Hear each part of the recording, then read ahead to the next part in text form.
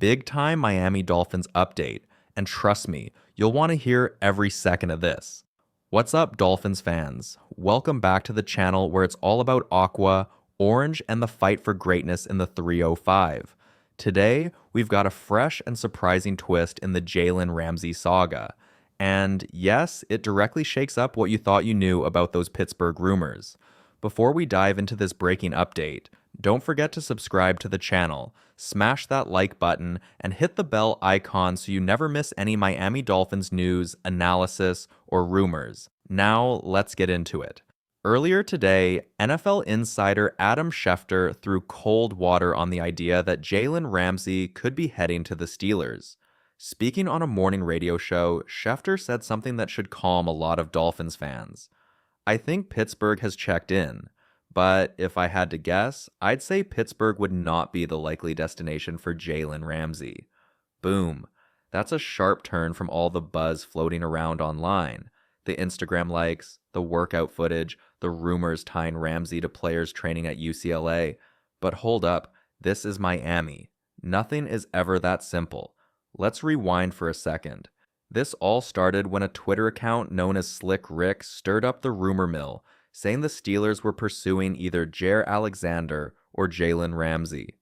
Now, Jaire landed with the Ravens, and right after that, Slick Rick doubled down, claiming Pittsburgh would now go all in for Ramsey.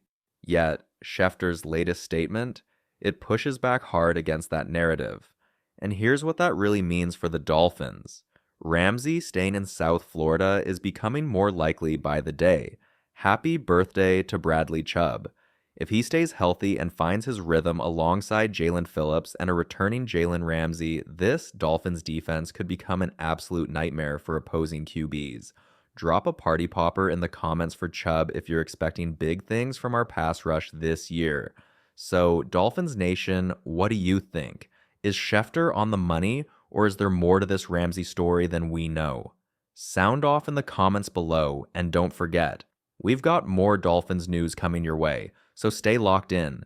Now look, I know Adam Schefter carries weight in NFL circles, but I've got to say it. Part of me leans towards Slick Rick's take on this one.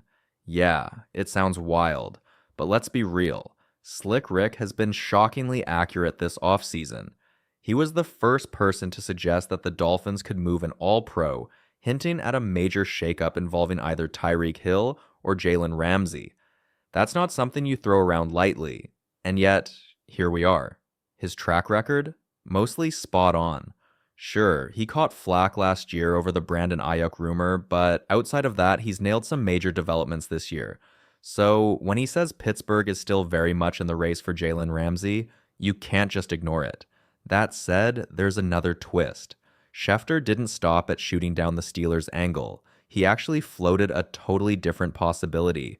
According to him, if Ramsey were to be traded, both Los Angeles teams, the Chargers or the Rams, make the most sense. Why? Well, it all comes down to finances and fit. The Rams have long been rumored, and the Chargers could use a veteran like Ramsey to stabilize their secondary. But here's the issue: the money. Jalen Ramsey carries a big price tag, and if there's one thing holding up any potential deal, it's likely the combination of his salary and what Chris Grier and the Dolphins would demand in return. Bottom line, the rumors are flying. The Dolphins are holding the cards, and Jalen Ramsey's future still hangs in the balance. Stay sharp, Dolphins fans. This story is far from over, and Miami is still in control of the narrative. Let's talk about the real reason this Jalen Ramsey situation hasn't reached a boiling point yet: money. From what's been widely reported, the Miami Dolphins are firm. They want any team interested in trading for Ramsey to take on the bulk of his salary. It's a logical stance from Miami's side. Why eat a huge contract when you're parting ways with an all-pro talent? But here's the trade-off. The more salary Miami demands others to absorb, the less they're likely to get in return. If the Dolphins were willing to cover a chunk of Ramsey's contract, a higher draft pick might have already been on the table. But they're playing it smart, or at least cautiously, hoping to strike a balance between cap control and trade value. Now, even though we've heard the Chargers and Rams mentioned, thanks to Adam Schefter's latest comments, nothing has materialized yet. Let's reset for a second and look at what really matters to Miami. Do they want to rebuild their secondary? Do they trust their depth behind Ramsey? Or is this all just a calculated bluff to drive up interest? Because, let's be honest, if a deal was going to happen quickly, it likely would have happened by now. The Dolphins are holding the line, and it's clear Chris Grier isn't budging unless the terms are perfect for Miami.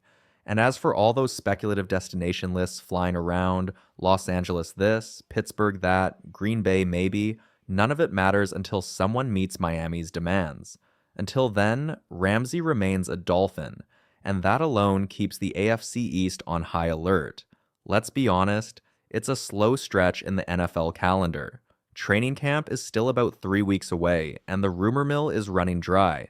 But if you're one of the many Dolphins fans who are over the constant Jalen Ramsey talk, you're not alone. Believe me, I get it. A lot of you have commented, messaged, or posted saying, enough already. Here's the thing though, like it or not, Jalen Ramsey is still the biggest unresolved storyline in Miami, and until there's clarity, this topic will dominate headlines. That said, there is light at the end of the tunnel. Based on what both Adam Schefter and Slick Rick have indicated, as well as what we've been saying all along, this situation should wrap up before training camp kicks off. Any team interested in acquiring Ramsey will want him in their facility early enough to learn the playbook, bond with teammates, and fit into the defensive scheme.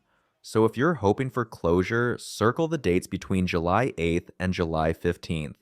That's the sweet spot when a trade could realistically go down.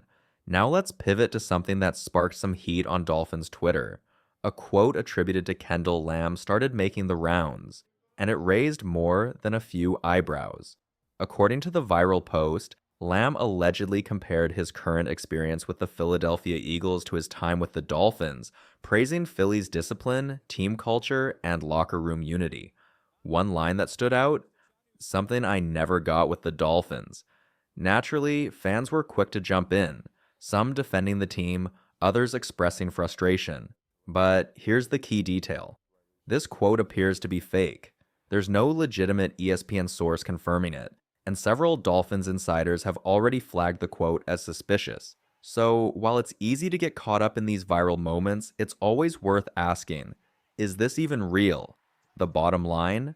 The Dolphins locker room has shown growth, leadership, and energy over the past couple of seasons. Unless verified otherwise, this Lamb quote is just noise, and the real focus should be on what this squad is building heading into camp. Let's close this out by clearing the air, once and for all. The viral Kendall Lamb quote? Fake. Lamb himself has responded, saying directly, "I never said that." And guess what? No legitimate ESPN article or report ever published that quote. So, case closed, Lamb did not take a shot at the Miami Dolphins. But here's where things get interesting. Even though the quote was bogus, it sparked a much-needed conversation, one that fans, analysts, and even players have whispered about for years. Does the Miami Dolphins locker room need a culture shift? Truthfully, yes, and it's already underway. Over the years, insiders and even some former players have described the Dolphins as an organization that struggled with internal discipline and leadership consistency. From late arrivals to meetings, to a lack of accountability, to on and off field distractions, the foundation just hasn't been stable enough. That's not just on head coach Mike McDaniel, but he does shoulder a significant piece of it. While he's led the team to 2 playoff appearances in 3 seasons, there's no denying this is a make or break year for him. Why? Because the expectations are no longer just make the playoffs. This team is built to win, to beat physical opponents in November, December, and January, and to finally break a 25-plus year drought without a playoff win. And if McDaniel can't lead the Dolphins to that next level, it won't be surprising if Miami decides to make a coaching change. But there are signs of growth. Letting go of big personalities like Jalen Ramsey, not re-signing vocal locker room leaders like Javon Holland, at least not yet. These moves aren't just about money. They signal a deeper effort to reshape the culture from top to bottom. Chris Grier, Mike McDaniel, and this staff aren't just chasing wins. They're trying to build a standard, one where accountability, discipline, and mental toughness matter just as much as talent. Time will tell if it all pays off. But one thing is clear, the Dolphins are no longer okay with just enough. They're aiming for something greater. One question that keeps popping up, why did Jair Alexander sign with the Ravens when the Dolphins reportedly offered more money? The answer speaks volumes about what separates a playoff regular from a team still searching for identity. Baltimore has a proven winning culture. They've been consistently at the top of the AFC, playing in high-stakes, high-pressure games almost every year. That kind of stability attracts top-tier veterans, even if it means taking less money, because they know they'll be competing when it matters most, January football. In contrast, Miami still has to overpay just to bring top talent into the building. Why? Because for the past 25 years, the Dolphins haven't built anything sustainable. No playoff wins, no consistent identity, nothing that convinces players they're stepping into a system built to last. Now, if we look at what the Dolphins have done this offseason, it's clear. This front office is being intentional about who stays and who goes. Veterans like Calais Campbell and Raheem Mostert, guys widely respected across the league, are considered locker room leaders. But when you look at the players Miami let walk or seems prepared to move on from, like Javon Holland, Jalen Ramsey, and Jordan Poyer, the picture becomes more complex. Could they have kept Javon Holland? Probably, if they wanted to. A deal in the range of $30 to $45 million might have gotten it done. Could they have held on to Ramsey? Yes, if the relationship with the coaching staff hadn't reportedly frayed. Could Poyer have stayed?